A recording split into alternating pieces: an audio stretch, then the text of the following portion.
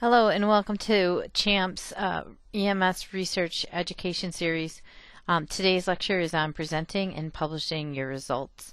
My name is Brooke Lerner and I am basing this talk on my experience as a decision editor for academic emergency medicine, an associate editor for pre-hospital care, as well as a peer reviewer for numerous journals. I have 85 or so publications and review abstracts annually for both NAMSP as well as SAEM. I also borrowed some of the material in this talk from talks I've heard given by emergency medicine journal editors, and I've requested from abstract reviewers their pet peeves when they review abstracts.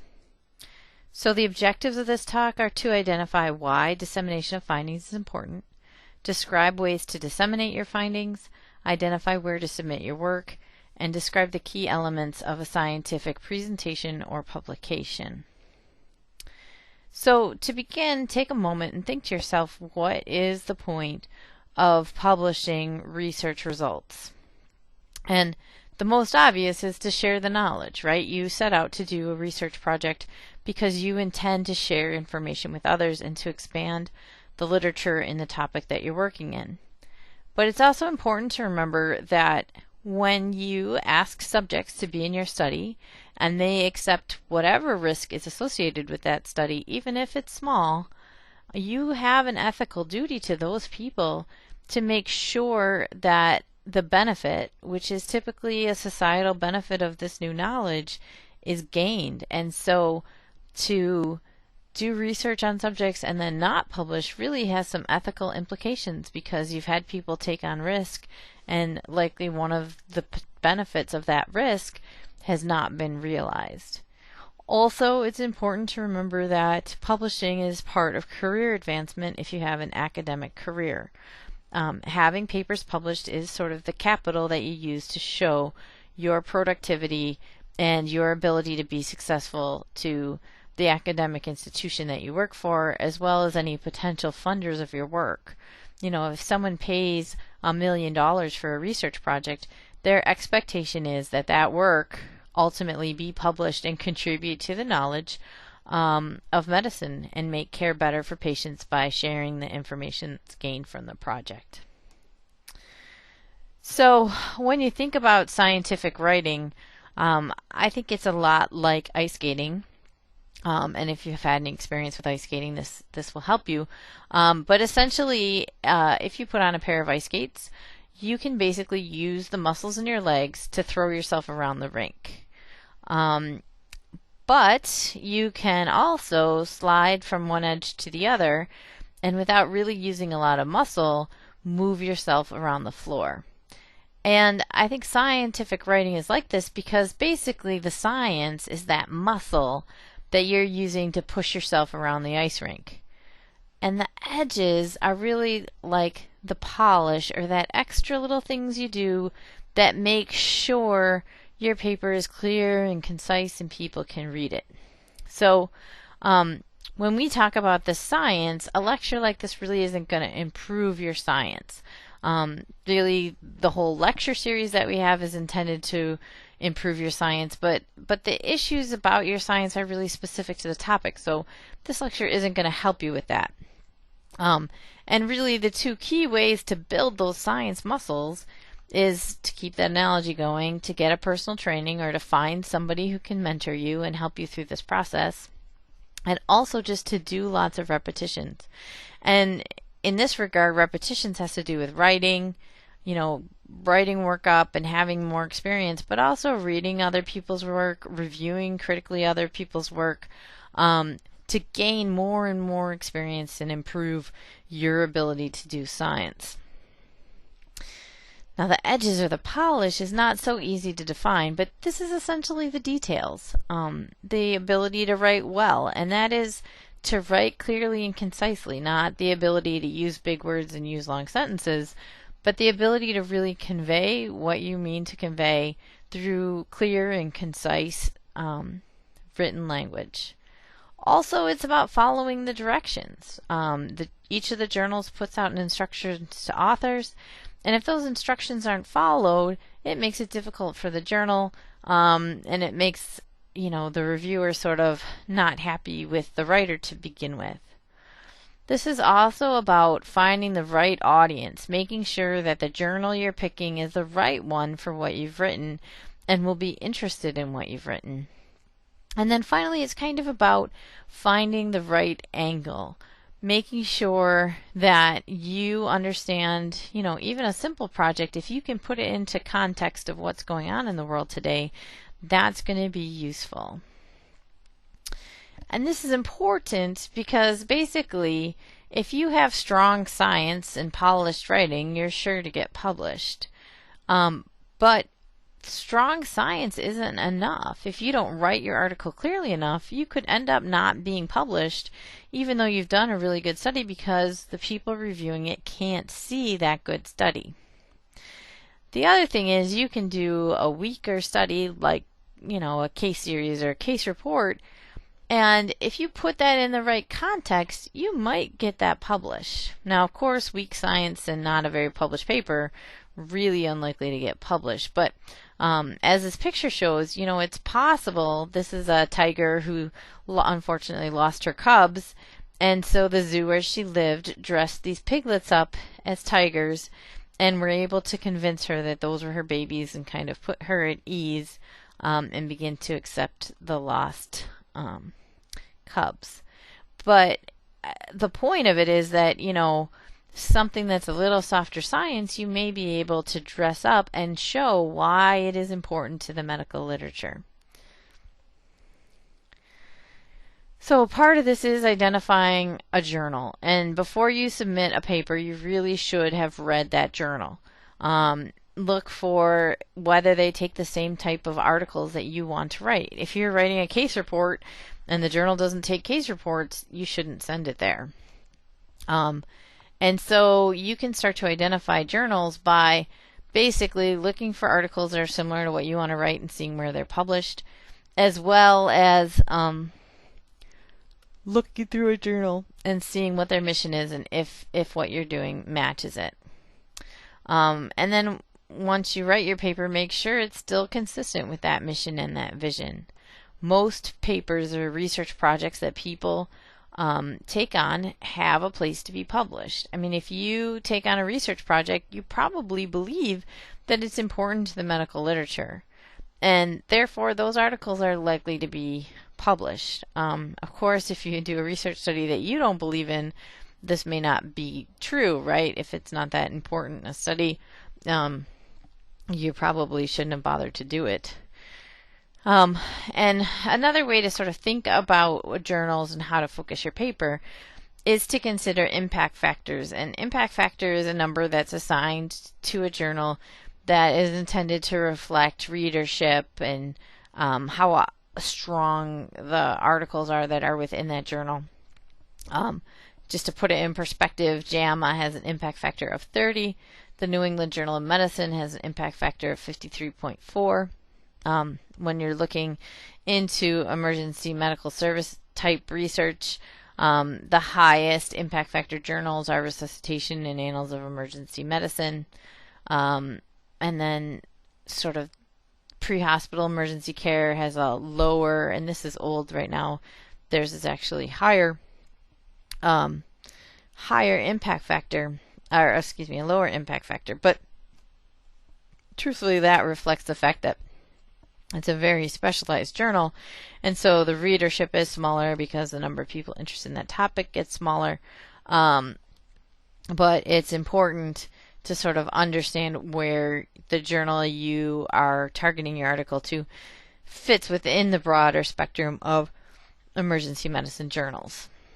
Now, truthfully, the secret to research is to be thick-skinned. Essentially, everyone gets rejected, especially if you aim for a little higher journal. You may get rejected, and so the pictures reflect elephant poop, which is how you feel when you get rejected, but you really have to harden yourself up to be like the elephant skin and accept that. So it's important not to waste journals and reviewers' time by submitting papers that definitely will never get submitted, but at the same time, it's important to sometimes take a risk. I frequently remind myself that if I don't fail once in a while, I'm not taking enough risk. And so obviously you don't want to always be getting rejected, but a few rejections means that, you're trying to get in those high level journals when it's appropriate. But in general, you should have sort of a submission plan. I'm going to try this journal, and if they reject it, I'm going to go to the next one. And if they reject it, I'll go to the next one. And if none of that works, then maybe I'll put it in a drawer and accept that there is some sort of flaw to the work. But it really is the writer's responsibility and the author's responsibility to be committed to it and to accept that it may be a long process and to really be persistent and stick it out. So you've just finished collecting and analyzing the data for your project. What should you consider next? So the first thing to think about is there's a couple ways to share your findings. One is to publish a manuscript, which you can publish in a peer-reviewed journal, or you can consider like society newsletters and letters to the editor or other publications. The other option is to present your project, and this would mean sending an abstract to a local meeting, a regional meeting, or national meeting. So what is an abstract? Well, this is basically a summary of the work. It gives just the key points in a very few words, usually about 300, 350, depending on where you submit it.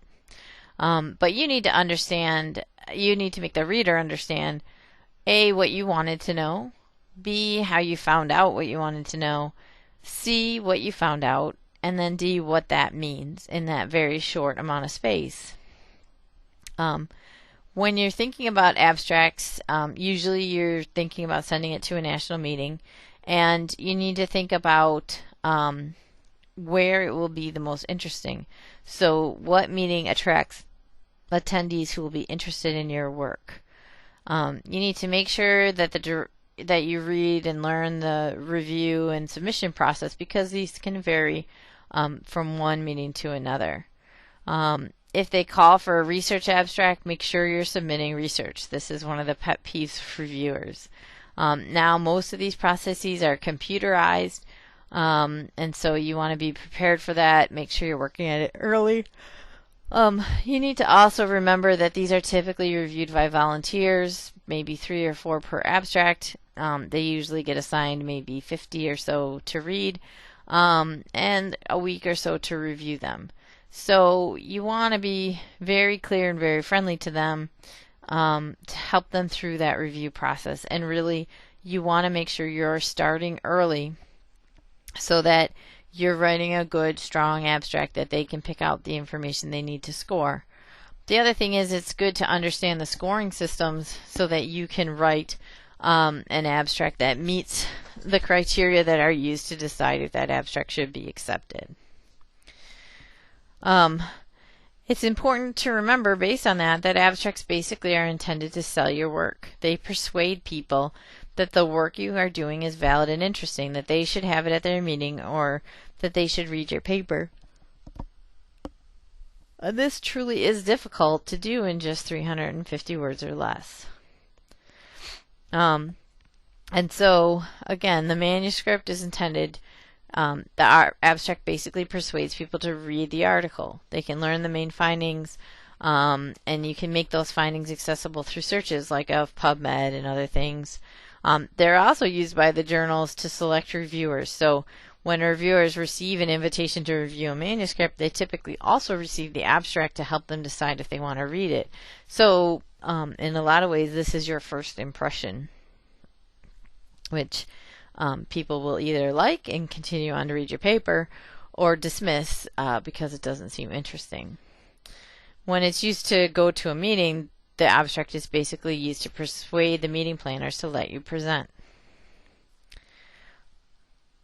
So it's important to keep in mind that by this process, abstracts essentially are a starting point, a summary, and should be sort of used with caution. That really you want to make sure you're reading the full article as a reader because of what they are and how they're used, and that they really can't be used to change practice unless you've read the full article. So, if your abstract is accepted for a meeting, there's usually two options. They can become an oral or a poster. An oral or platform is sometimes how they say it, is basically where you stand up and you tell people about your study, and a poster is where you hang something up. If you submit to a meeting and you happen to be rejected, it's important to sort of take a step back and think for a minute. You could submit to another meeting if you wanted to, but make sure that that process isn't delaying you from really finishing out the project and creating a paper so that you can publish that paper. So a little bit about oral abstracts. It's good to know that this is usually a very small percent of what's presented at a national meeting. So if your abstract gets presented for oral presentation, this is a really big deal, and you should take it very serious and work very hard on your presentation, because of all the science that was sent to that meeting, you were in a group, in a very small group that was considered to be excellent. Usually these presentations are about 10 minutes, and then you have 5 minutes for questions. In general, you want to sort of follow those general principles about presentations, thinking 1 to 2 slides per minute, having short phrases. But one of the difference between presenting research at a national meeting and making a talk is you really should consider using a script. It's very easy in 10 minutes to get off topic. It's not a very long time, and so each word you say really matters. And so it is really helpful to develop a script of what you're going to say, and to not read it in a boring way, but to use that as the guide while you're talking. And the more you practice, the less obvious it is that you're using a script, and the easier it will be for you to give the talk. Make sure that you practice. Have other people watch you. They'll help you find problems and make it better. You also want to keep it simple. You only have 10 minutes, so you really need to distill your work down to what is the main take-home message. A poster, on the other hand, becomes kind of similar to a manuscript, that you're presenting a background, your objective, methods, results, discussion, conclusion, on this sort of short format. Typically, we make them on in PowerPoint as a slide. This one's a little bit busy, but shows you just an example of making sure you have all the topics and presenting that to people. When you present at a national meeting, you want to be prepared to talk to people about it. People will walk by and ask you for a summary, so be prepared to give a 1-minute summary. If it's moderated, you may need to create a 3 to 5 minute summary that you'll present during the course of the meeting. And make sure you don't need to read your poster for that. You're basically going to give the highlights. The other thing I like to tell people is these are typically some pretty long sessions, where you'll be expected to stand in front of your poster for 2 hours or so. So make sure you're wearing comfortable shoes. Okay, so developing a manuscript.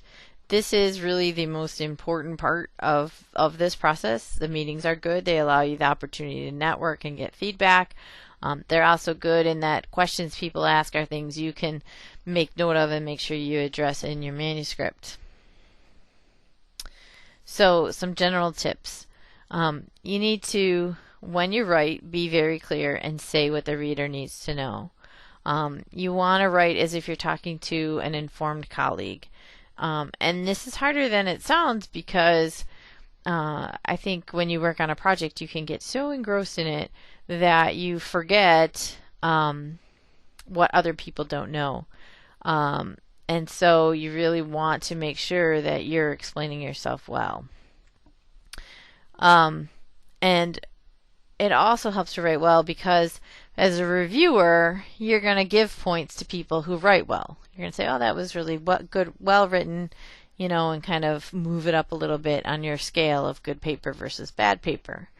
The problem when you write badly is essentially this is sort of a double hit to your paper. Number one, you kind of lose, points, or however you want to think about it, because you're not writing well. But also, if you're not writing well, people may not be able to understand key points of your paper. So you're going to lose credits for the poor writing, and then you may lose credits because something like study design is unclear due to the bad writing. And so this is really important to make sure you write well.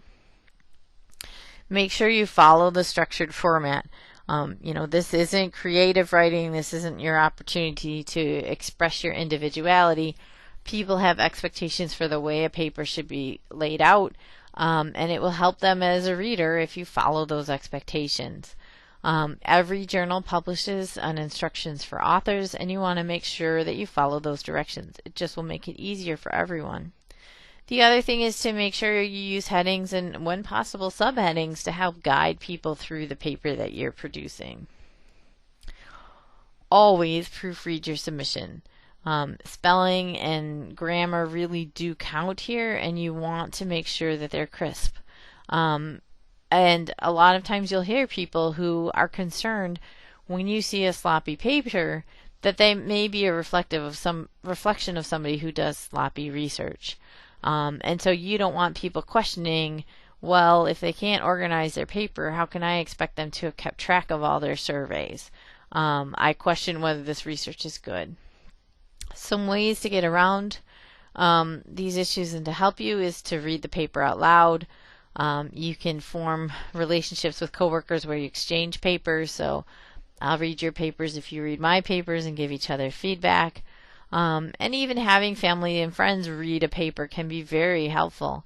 If your mom can understand your paper, sort of in general, then you've probably written it very well. And it helps if somebody in your family happens to be an English teacher and can apply the grammar and the spelling rules for you and help you with those sorts of things. So the sections of a paper. First of all, the first section is the introduction after the abstract. And the reader basically needs some background on the basic concepts, but they don't need a book chapter, right? If they want to learn about the topic, they should read a book chapter or a review article. That's not why they're reading your article. Basically, what you want to be telling them in about 1.5 pages to 2 pages is the so what. Why is this research important? The other thing you need to remember is that the last paragraph of every introduction should clearly state the objective of the study. Your research question should be clearly stated in that last paragraph. So again, the sentence should be clear and concise. You really don't want the reader to have to work to figure out what your goals were, right? You want to very clearly and precisely say it. The objective of this study was to determine if X predicts Y in this population.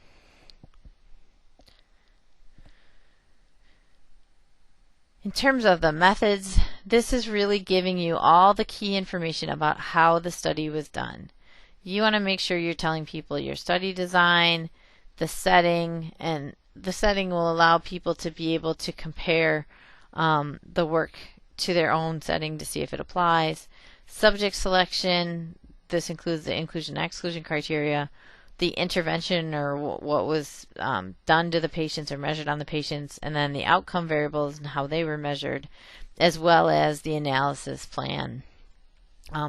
In essence, you should think about this as giving enough detail to the reader that they could repeat the work that you did and repeat the study. The next section in a manuscript is the results, and this really should focus on the key points as they relate to the hypothesis or the objective that you laid out in that last paragraph of the introduction. You want to make sure that there's a nice balance between tables, figures, and text.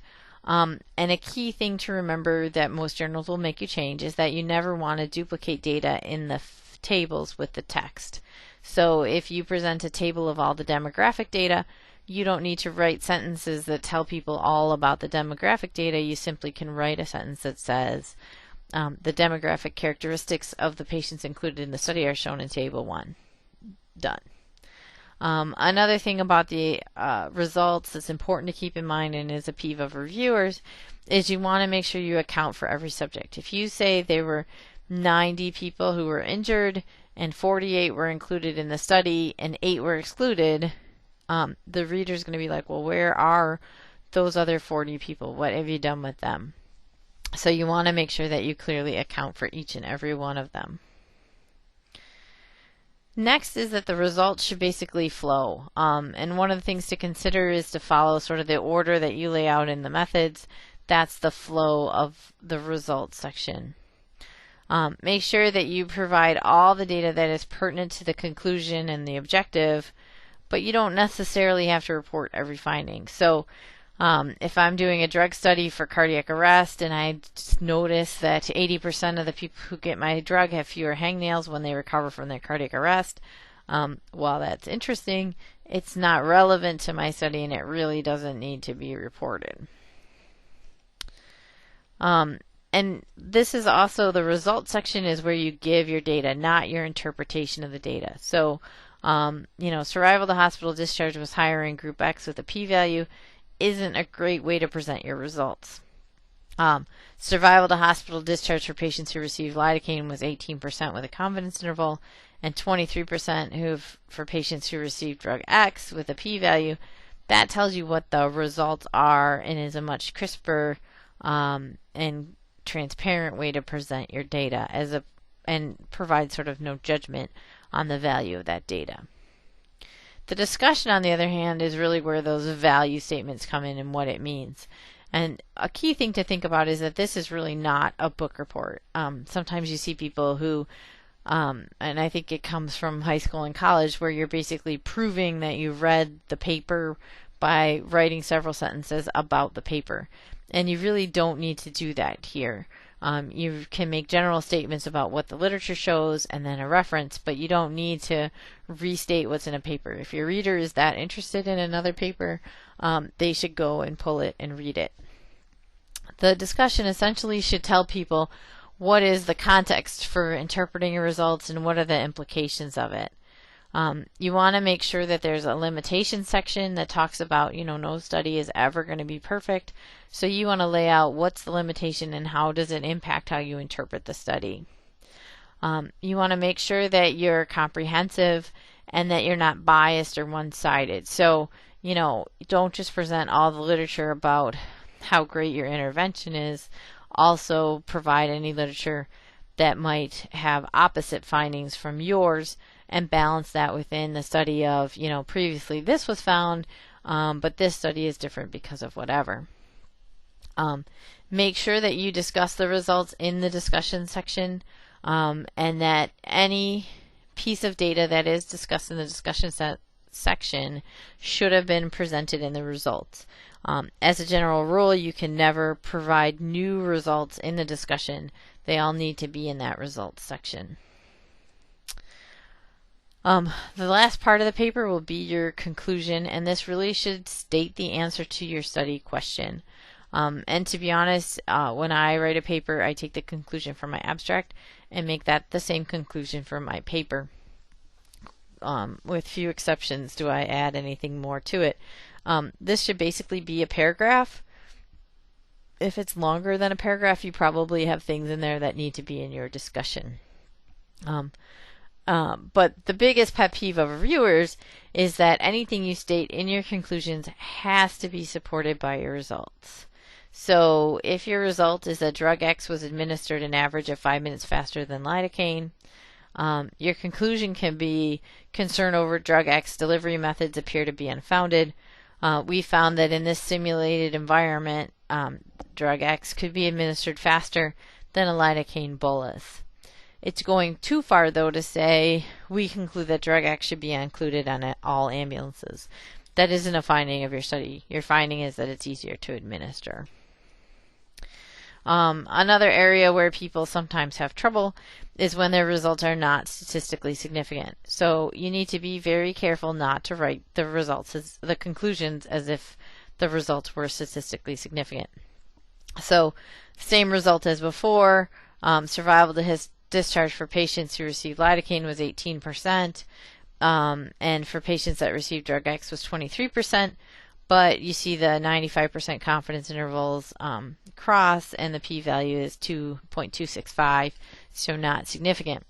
Based on these results, it's going too far to say these results show drug X improved survival, because it's only the point estimate that shows this improvement. What you can say is that this pilot project found that there was improved survival when drug X was administered. However, these results were not statistically significant. This was probably due to a small sample size and a larger clinical trial is warranted. So this makes it very clear that you understand it wasn't statistically significant. Finally, just a caveat about writing papers is that publishing takes a long time. Per an article in the New England Journal of Medicine, looking at funded randomized clinical trials, the average time to publication was 25 months. And truthfully, whether you're doing a randomized $1 million randomized clinical trial or an on the shoestring retrospective record review, it takes the same amount of time to write a paper. It's the same amount of effort. And so you really need to be planning for this step and incorporating it into your project planning because it's an important part of what you'll be working on. So some ways to improve your writing and your dissemination is really to read papers and watch people present their research. I firmly believe that imitation is the highest form of flattery, and looking at what other people do will allow you to find the things that you think work and things you think don't work and incorporate them into your practice of writing and presenting your work. I think whenever the opportunity presents itself, it is very valuable to have the experience of being a reviewer or judge, either formally, and most especially when you do it formally, as in, commit to do it, force yourself to read those 50 abstracts in a week and give feedback on them, or informally as you're just sort of reading through things. But either way, it can't be underestimated the value of looking at what people do. And then get help, get mentors, get friends, whoever you can.